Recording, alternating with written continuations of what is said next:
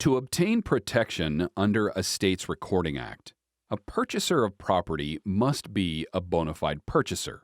That is, a person who purchases property in good faith without notice of prior claims.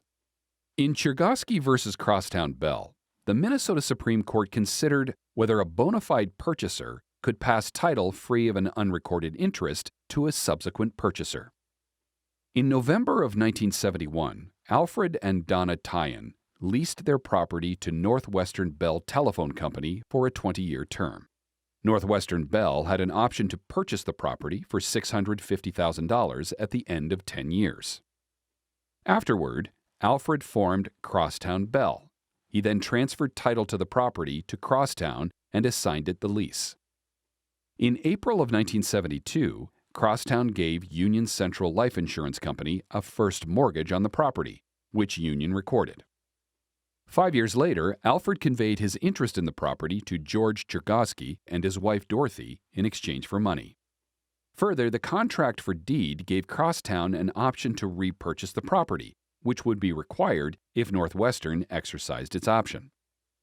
In December of 1978, Crosstown gave Summit State Bank a second mortgage on the property. Summit recorded the mortgage, but Summit didn't have notice of Chergosky's contract for deed when it took the mortgage, making it a bona fide purchaser.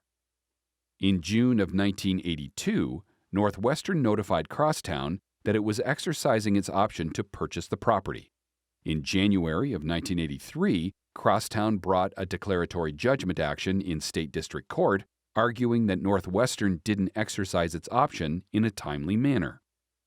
A few months later, while litigation was pending, Alfred conveyed a majority interest in the property to his friend Robert Griffith. In August of 1985, Griffith purchased Summit's second mortgage in the property and later recorded the assignment of mortgage on the land records.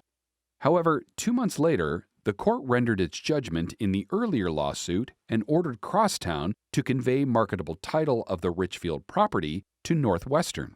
Subsequently, Chergosky sued Crosstown in State District Court, seeking a declaratory judgment as to the priority of his claim on the property. Following cross motions for summary judgment, the court held that Chergosky's claim was superior in right to Griffith's claim.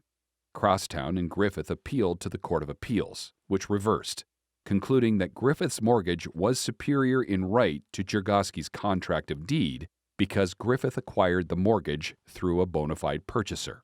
The Chergoskys appealed to the Minnesota Supreme Court.